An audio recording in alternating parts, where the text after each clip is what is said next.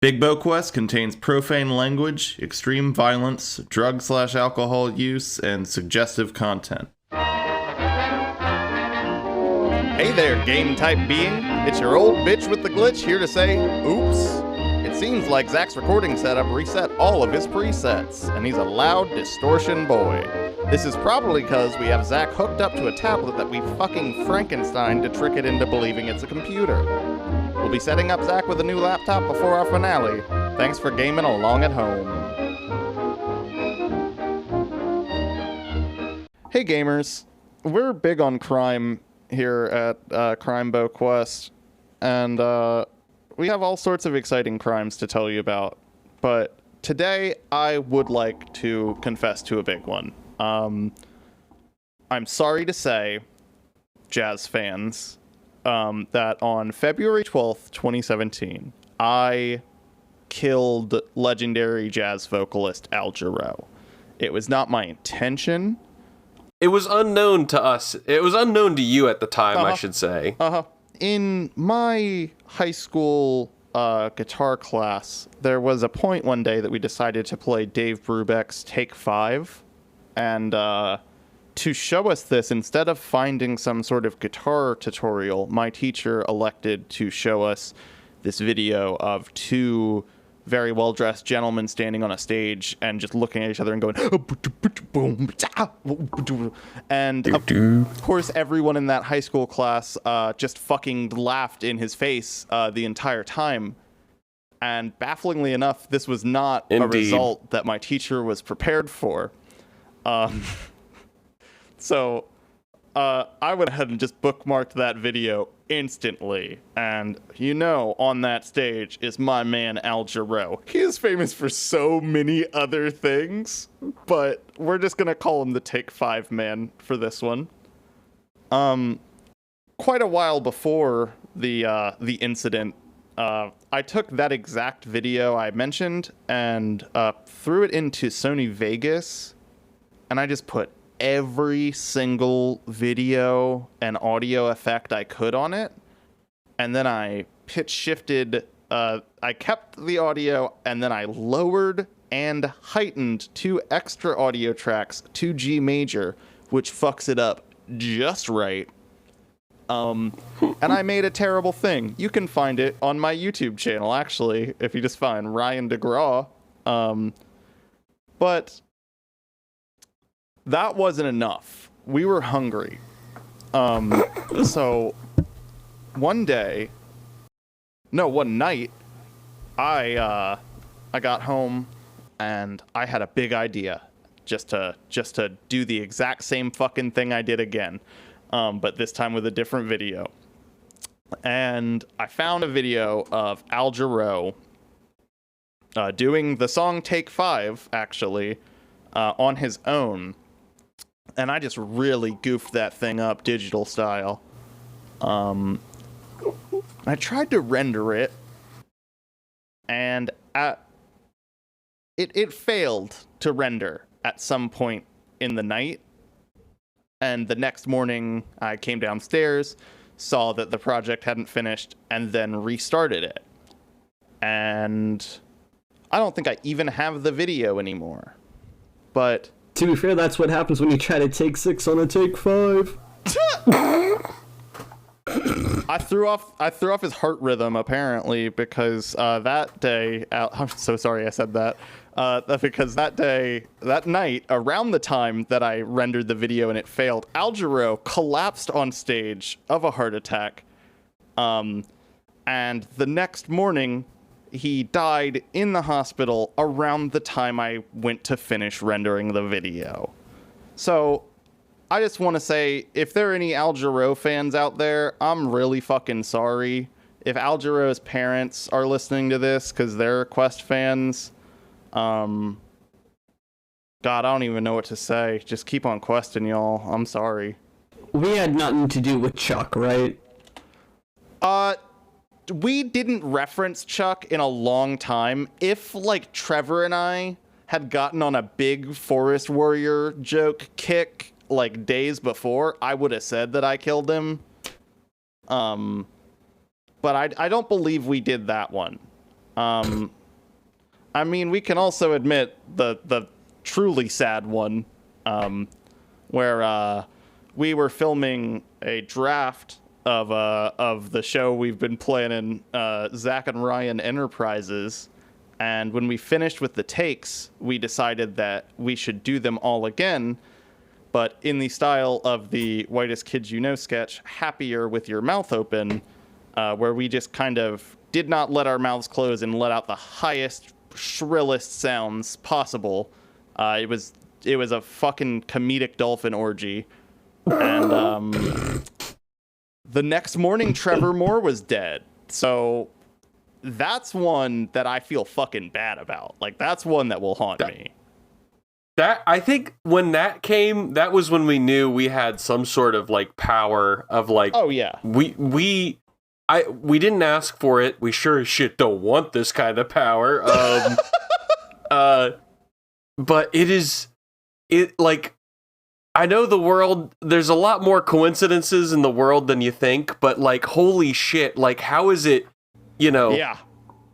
We definitely gotta stop talking about people. I know, we're going to the fictional world where we'll only talk about characters that don't exist. That's our punishment. And I hope you enjoy our punishment this time on Bigbo Quest.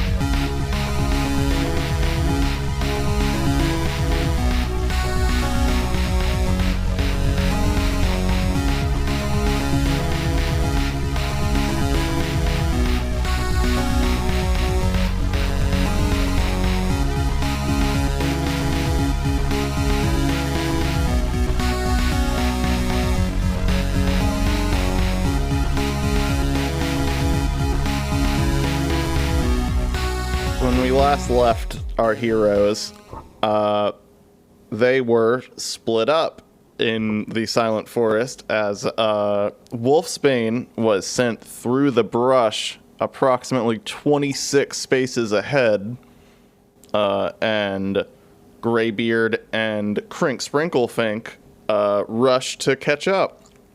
They failed to do so, and the last we saw them, they encountered one Mimi LaCranche, just kind of standing on the path, who joined their party. And then they were dragged into the brush by a strange hand made of green pine needles. We only saw Mimi and Graybeard get taken. I don't know if Crink's still on the trail. But down that trail, Wolfsbane, all alone and in the dark, has walked into another Bounger Brother sub-boss encounter. And this big stone boy rises up to his feet. And you hear it just kind of lock into place. You are completely isolated here now. What would you like to do? You have the higher initiative. I'm just gonna try and hey buddy. You didn't happen to see a pirate around here, did you? You're gonna talk to the Bounger Brother. Okay. We're gonna flip because when you do an action, it requires you to flip cards, and not because this is a thing that will get a positive response. But if you want to give me either presence and charm and persuasion, you can try and talk to this boulder. Alright, let me go with charm.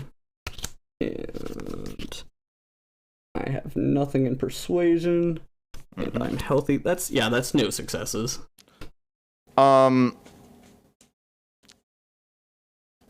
just finished shuffling. Let me just as a response to that, the Bounger Brother is going to just launch its kind of rock fist in your direction, but with no successes, that is just going to clear past the side of your head. You hear it hit a tree somewhere. Maybe it gets stuck in the sap. I don't fucking know. What, am I in charge of this shit? And with that sad failed move, it is your turn once again. Are we in like I'm assuming we're in like a little clearing? You are on the pathway. The pathway is broken up into these segments that you as a player could tell are spaces that this whole trail's broken up into. You and the Boulder Brother are sharing this square together. You know, I never really used my lightning all that much. I'm going to use lightning to try and... I want to raise my sword up and try to bring a lightning bolt right down on top of this guy. Okay.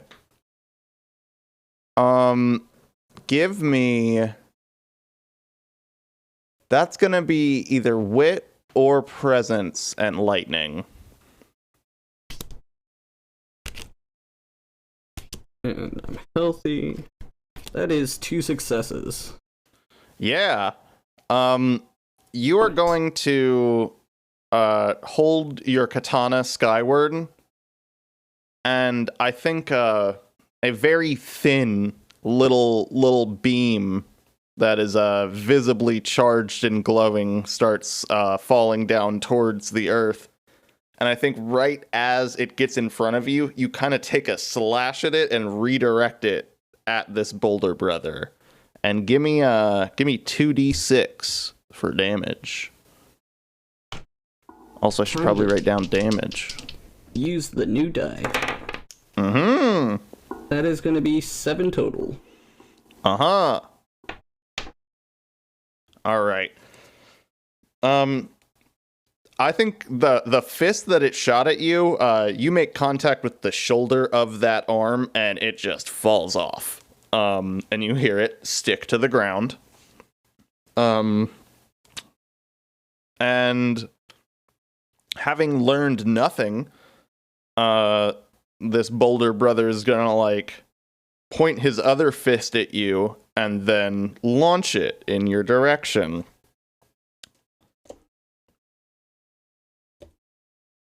And with 2 nothings, it is once again going to go wide, and you're gonna hear it kind of like huff, like a Like it really wanted to land this move, but now it's out of ammo. What would you like to do? I'm gonna be there. I'm just gonna... Man, I wish Graybeard was here to see this one. And I'm gonna try... do my own sort of version of a wind step here. And I'm gonna use my flames to create a small explosion underneath me to launch me towards this Boulder Brother to take a slash. Okay. That's gonna be wit or brawn and fire.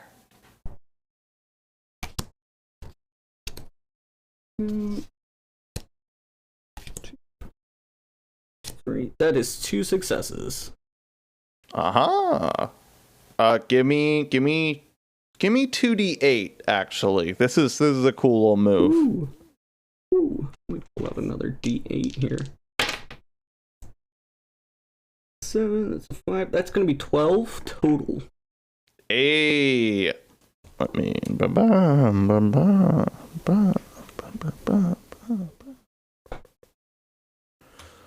I like right. to imagine that he's rock, so it just kind of like, it doesn't come in or anything, it just kind of like tinks off, but deep down there's some structural integrity going on. Yeah, there's some chipping, and we see some like rock shavings hitting the ground as you're just like running around him and your feet are just kind of exploding. And for his move, he is just going to try and hold his hand straight out for you to run into. And that's 2 fucking successes. There's just a big ol' fist ahead of you, and I'd say there's 3 damage coming at you, You can dodge whatever you got dodge for. Yeah, I'm definitely dodging that. How many you got? I got 4. 4 dodge. Hell I yeah. got 1 dodge left. So you, in the last second, kind of course correct with 1 explosion in your palm and kind of roll yourself over this arm, and then you land back down on the sap. No one tells this dog to stay. It's your move. That was his retaliation. You know, I've been having good luck with some fire here. I'm gonna try to just put a fireball, like, and have a little explosion pop up underneath him. Oh, a little surprise gift inside. Gotcha. Yeah, just a little. I was about to say little confetti popper, but this will pop his party. So give me wit and fire. And if this hits, you'll have a little bonus damage. that is no successes. Any drive, any heroes? Let me see. Yeah, I'm gonna burn a drive. I'm gonna burn a drive. Gonna burn my last drive. Thank God that's a success. Aha! Give me 2d6 for the damage on this one. You're going to send this kind of like wave of fire out of your hand that goes up to the underside of this thing, and then it's going to kind of burst in a way that sends it falling onto its back. That's gonna be 9 points of damage coming at him. Oh! Yeah, he's cracked. He's And I doing ain't crack. saying someone Whoa. fucked him. Well, I mean, kinda. But, he's gonna take one move and just try and do like a leg sweep, but I'm giving him disadvantage on this because he's laying down in the sticky sap. Oh, that would have been a success, but I had to negate it. Yeah, he just kind of flails around, and it is your move once again. Yeah, I'm gonna vault myself into the air using another little explosion, Ooh! looking like a Shinra Kusakabe, and I'm gonna go to try and just drive my katana straight down on him.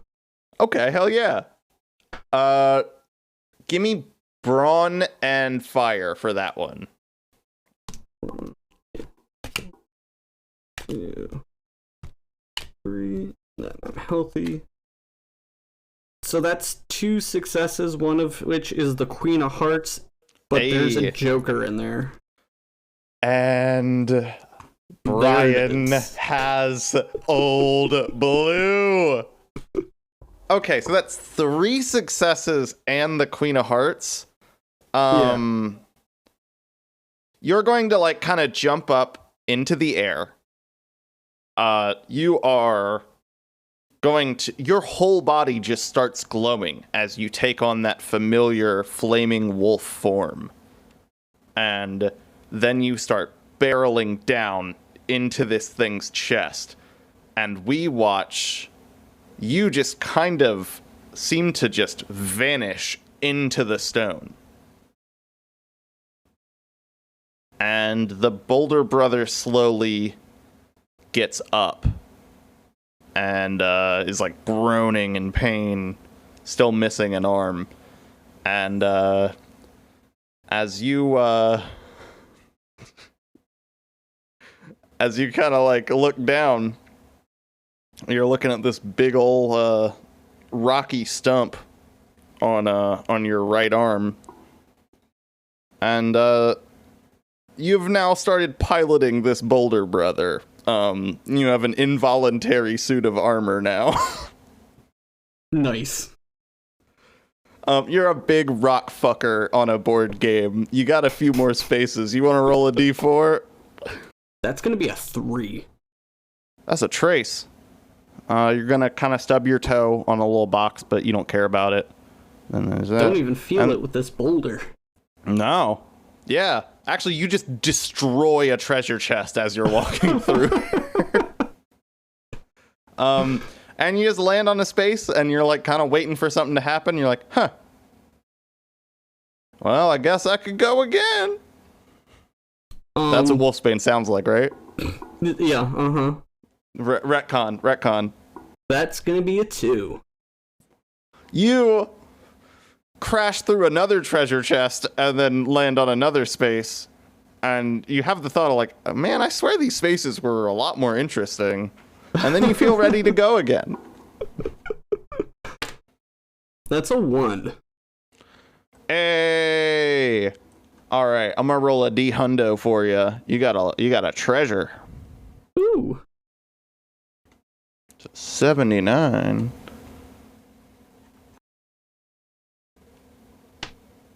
Ooh, you got 1,000 fucking gold.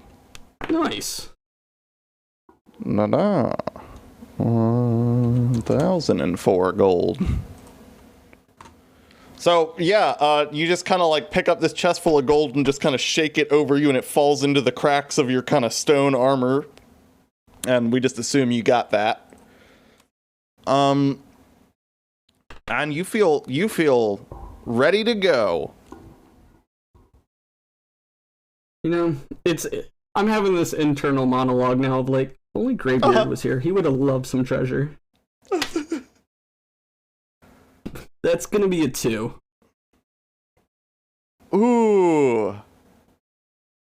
With a 2, you kind of step into this spot, and you at first are thinking, well, nothing again, and then you kind of notice there's a glow to your right, and there's this sort of break in the trees that there's a very small path. And you start headed down it. You're a big old fucking rock monster, so you definitely rustle some trees on your way. But you find this circle of stones placed in the woods. A fairy circle. And Oh no. You don't see anything around currently, but in the circle you can see this very strange thing that looks like the screen of a far stone, but much larger. And it seems to have some program running on it that you don't know how you're supposed to control. You can't see any device that could do it. But it is currently on a screen, the title screen of the game Blightmare. So, that just viscerally hit me.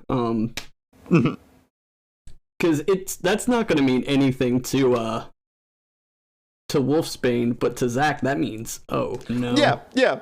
Welcome to the Fay Station, the place where you can replay whatever little mini games we do. If you ever want to come back and do something that we did before, welcome to the Fay Station.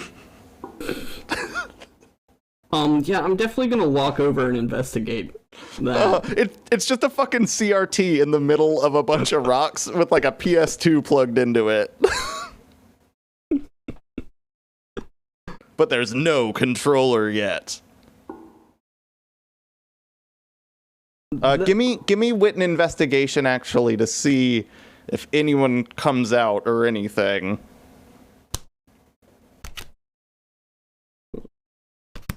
That is 1 success. Flipping 1.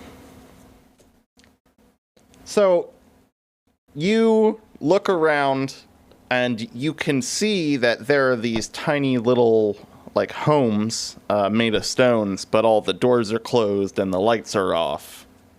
And you get the feeling like, if I come back at a different time, I think this place will be quite lively. Man, Crank would have loved one of these little houses. You what? Crank would have loved one of these little houses. Oh yeah, oh hell yeah. Let me do one quick roll.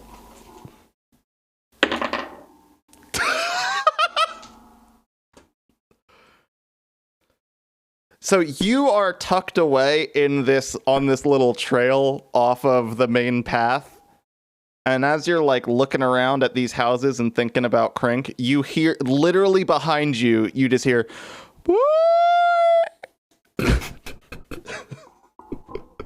as someone just speeds past like a living bullet. Oh goodness. All right. I'm definitely going to be intrigued by that, so I'm going to get back to the trail here. Yeah. You're on the trail. You have marked the Fey Station on your map. You'll be able to you could fucking ride Traintron to it whenever you want. Woo! I don't like the phrase ride Traintron. You can ghost ride the train. Can I get transportation with him? I don't want to ride him. That sounds I don't awful. know, man. It depends. Oh, if you don't want it, then no, that's not consent. All right, roll me 1d4. That's a 4. All right. Crushing treasure chest. Here we come. Yeah, so we get a treasure chest that gets crushed.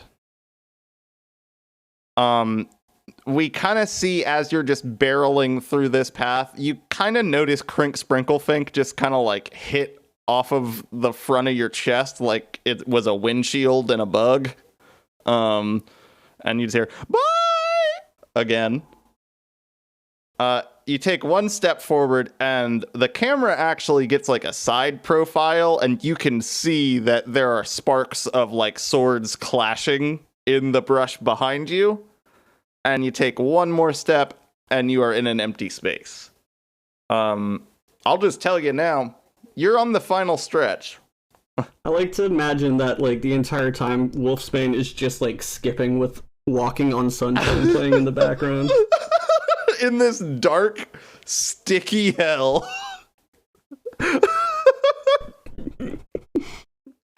That's canon. That's definitely canon. Give me, well, I don't know if it'll be one more, but give me another D4. That's a 2. Oh, it's treasure time again. Uh-huh. There are good things to find in the forest. Yeah, but there's better songs playing in my head. Okay, gain 10,000 gold. Holy cow.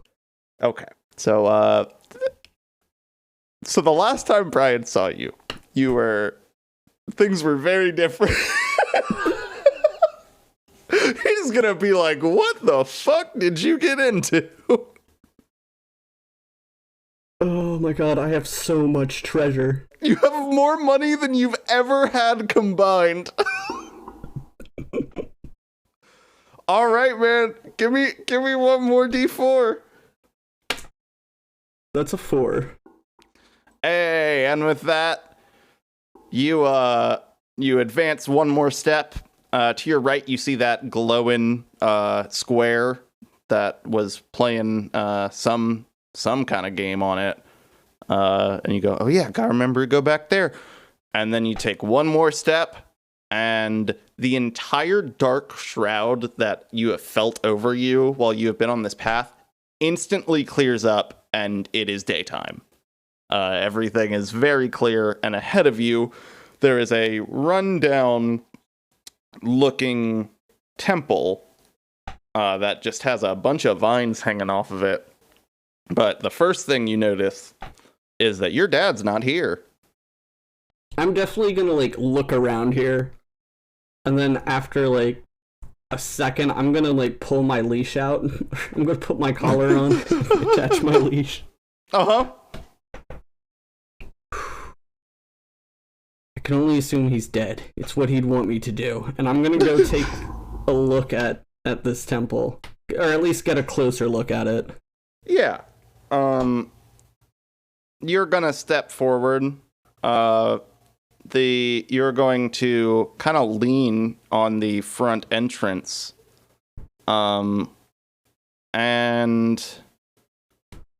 for a second, you kind of feel as if you can tell that there's like water flowing through these vines. Like you feel a current in them. And before you have time to even really think about what that could mean, the vine so quickly spirals and wraps around your arm, constricting you to the side of this doorway. No. Galley! Down the sappy path of the silent forest, we continue around the bend until we go into a clearing between a few of the spaces. And in the complete darkness of this clearing, you can make out the shape of one Mimi LaCranche next to you, finally rising back up to his feet and kind of looking around. Mimi!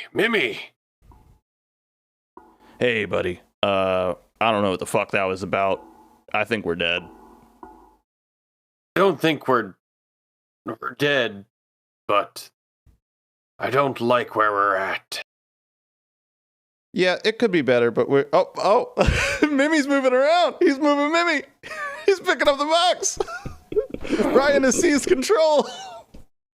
I did not think. Okay, it could now do they're that. friends. That's cool. Now they're friends. All right.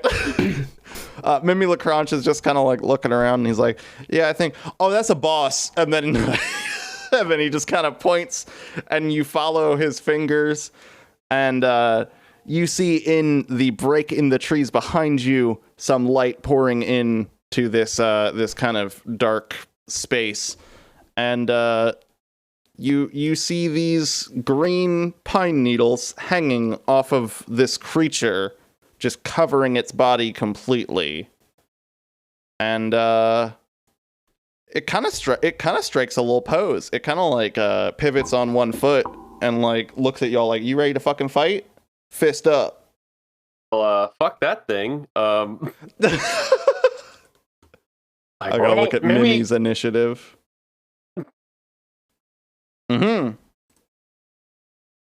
So you are the fastest here, then this creature across from you, and then Mimi. Okay. I'm gonna see if I can't just like blow him back. This creature. Yeah. I'm gonna call a gust of wind. Give me brawn wind to try and just blow him back out of that break in the tree line. A big old nothing.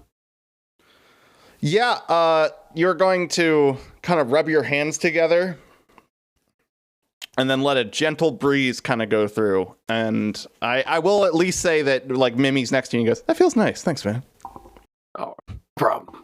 The grass spirit across from you is going to stiffen its posture, seeing that you have launched an attack at it and failed. And it is going to sprint right the fuck towards you. And it is really surprisingly fast. Like, in just a second, it is right in front of you.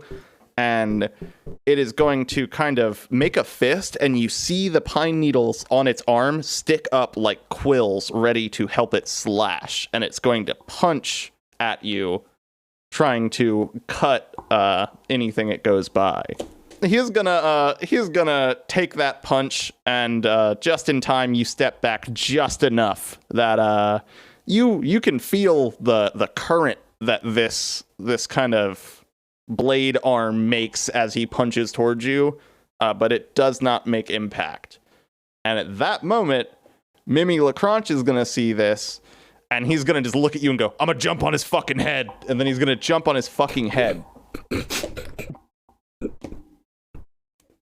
And with one success, Mimi is going to just kind of, his legs are going to get really springy, and he's just going to bounce up, and then he's just coming straight down on this thing's noggin. He's going to do 2 little damage to it. Let me get my marker in there. All right. It is your move once again. Mimi is on top of this thing. This thing is kind of hunched over in front of you with its fist in the ground. I'm gonna give it a big old whack with my staff. Oh, hell yeah. That's just brawn melee. Forgot that I am healthy. All right. Mm-hmm. So that is... Oh, God. That is 4 successes and a joker. Uh-huh. You got old blue on your hip. How you feeling? Ain't a double, and we ain't that far off. Yeah.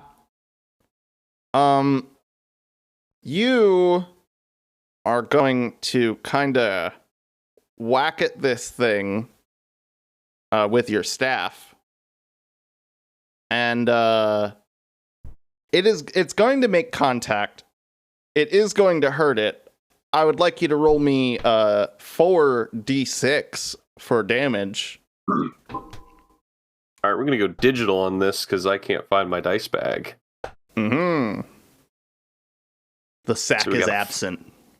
The sack has been absent. Oh no, so we got a Brian 4? blew it off again.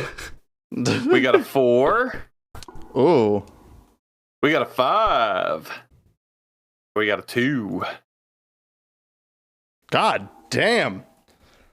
Okay, so what happens is you are like, you spin it kind of around so that you're hitting at it with the handle of your staff, and you just bash into this thing's head. And it falls backwards, and you see it fall onto this rock in this clearing. And this thing's body lands, and you hear the sound of impact so hard that it does not make sense for this creature. There is some heavy core to it, and as its heavy metal core strikes on this rock, you notice a spark catch. And on the right side of this thing's body, it starts going up in flames.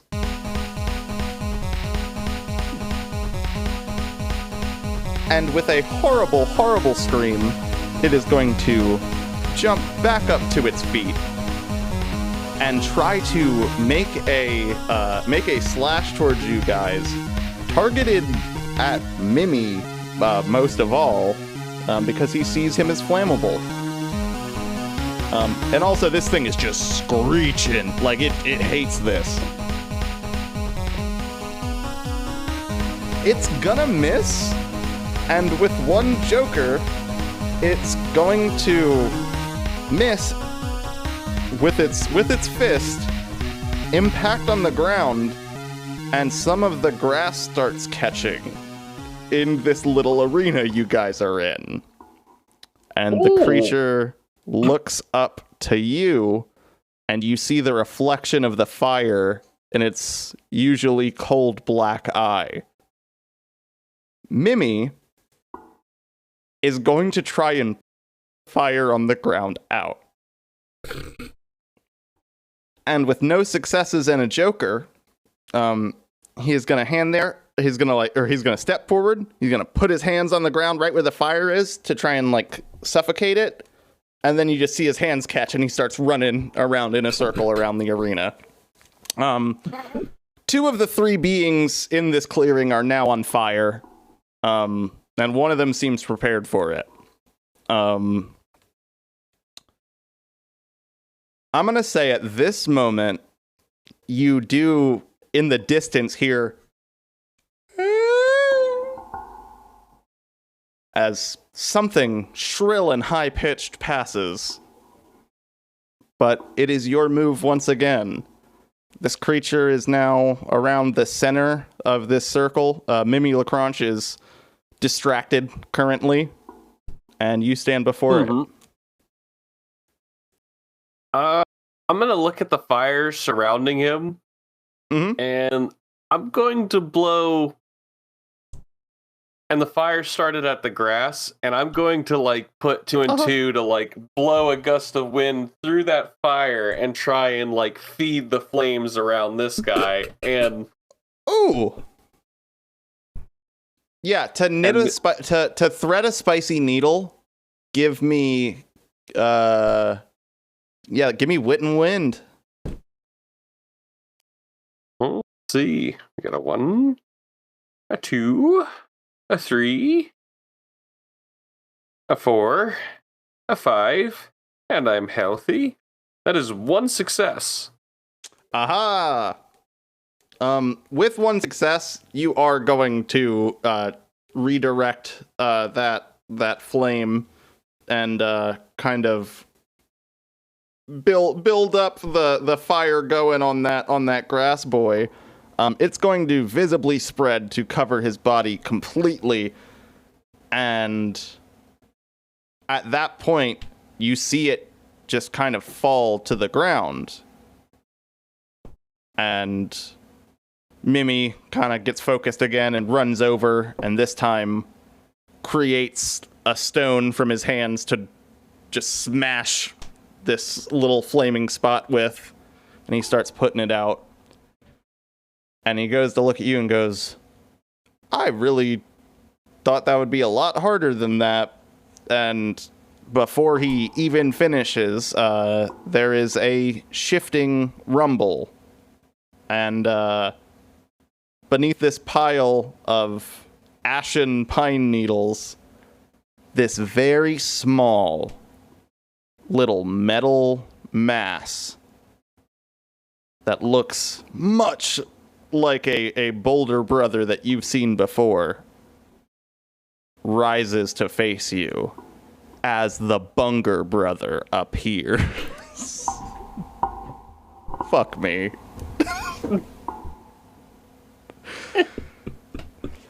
His little metal brother likes to dress up. The Bounger Brother is it's your move actually. There's just a big metal, there's a small metal baby in front of you. So this be the beast's true form. I guess so. I'm just gonna fucking smash its head in. Yeah. You hitting with your staff? Yeah, I'm smashing it with like the butt end of my staff, just like. Give me a straight up broad melee. I think you're just staring at this thing for a second and you go like, I don't really have any advantage over this. I guess I'll just fucking hit it. And I'm healthy? That is the Queen of Hearts. Oh. He hit it hard, that's for sure. Oh, yeah. All we see is, Graybeard, you take position and just, like, plant your feet, basically. Put your palm on the handle of this staff and face it forward. And then you push yourself forward with your wind magic and get an upwards strike up at this thing's chin. And it is going to absolutely launch it out of the clearing onto the path. And right at that moment, a familiar figure flies over and goes, "Oh, what's up with this big fucker?" As Crink Sprinklefink catches up to your space. I'm gonna try and kill this fucking thing. Well, didn't quite like that we were here, so we wanted to kill it. Oh, okay. I guess that's as good a reason as any to justify taking a life. I'm gonna flip cards. Crink is gonna get 2 successes. So like, I know we got something similar before, but Crink is going to just open their mouth and a big glowy light is going to start building up, and then a laser beam of fairy dust is just bursting out of Crink's mouth at this thing, and you watch it get undone atom by atom until there is no metal ball there anymore, and there is only an indentation in the sappy pathway. Did it help? Oh. I'd say you did, Crink. Yeah, that was fucking terrifying, honestly. Well, let's get the fuck out of here, I guess. And y'all step back on the trail. I love that Brian gets to see me just moving these little emojis around. Look, they're in a group now. They're all friends. Now, could you roll me a D4? Oh. Also, at this point, does I feel like Graybeard doesn't know my good pal Wolfsbane is doing all right. Oh no! Oh hell no! No clue. I got a 3. Hey! Doop, boop, boo. Can you roll me a D100 for a treasure? Treasure even? Graybeard's fave. 72. 72. You okay?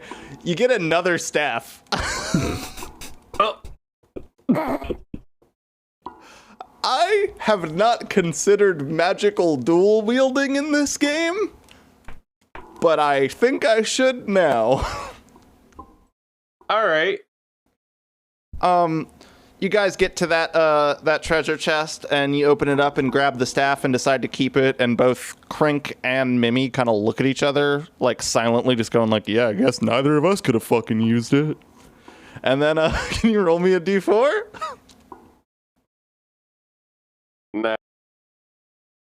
I got an Uno. Hey! Alright, you step one space forward, and you're very close to the exit, but you kind of, like, notice these beeps and boops coming from behind the trees. And you're gonna step down this little path you notice as everyone follows you. And you find a circle of stone set up in a classic fairy circle looking display. But at the center, there is this plastic box that has this big Farstone-like rectangle built into the front of it. And it seems to be displaying a piece of interactive software. However, you can't see any kind of device to control it near you. But Crink is going to look around and be like, well, how'd we end up at the Fae Station?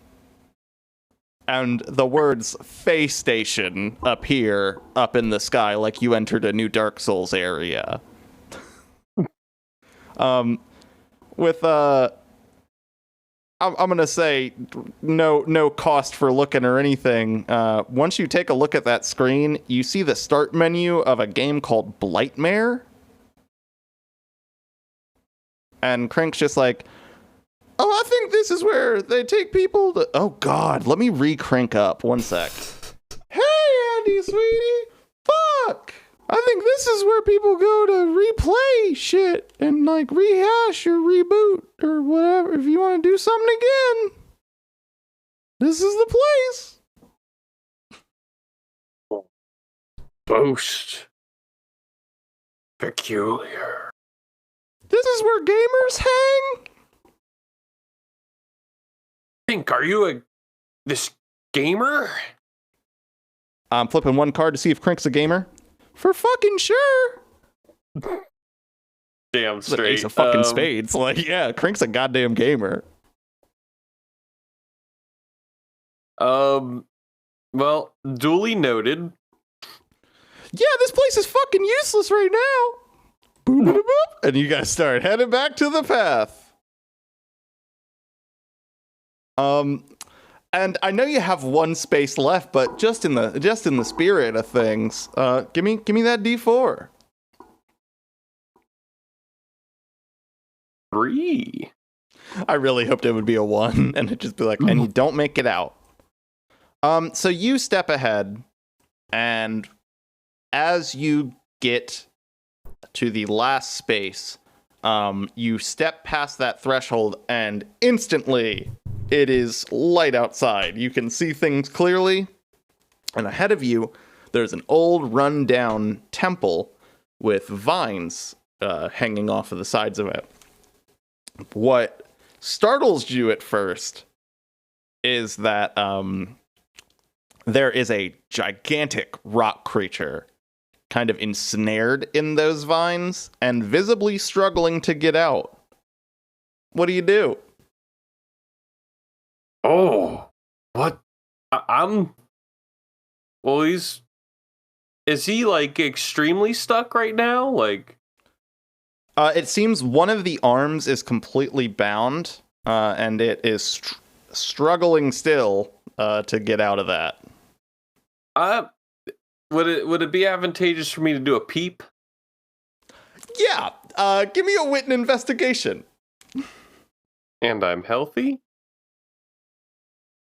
And I'm gonna burn a drive. Uh-huh. I'm gonna burn another drive. Who would have thunk it? I'm gonna burn another drive. All right, I'm playing with God's favorite gun here. I'm gonna burn another one. Yeah. Cool, I got a success. Hey! Yeah, so you're like looking at this for a bit, and you're confused. This thing is kind of like facing the wall in the way that its arm on its right side is ensnared, and it's trying to swing itself free. And one of the times that it like swings back enough, you see that this Bounger Brother has like an opening where its face is. And you see, clear as day, the face of Wolfsbane Nightfucker in his new rock armor, trapped on this wall, turn to look at you and go, Dad? Gally? And we'll see y'all next time on Bigbo Quest.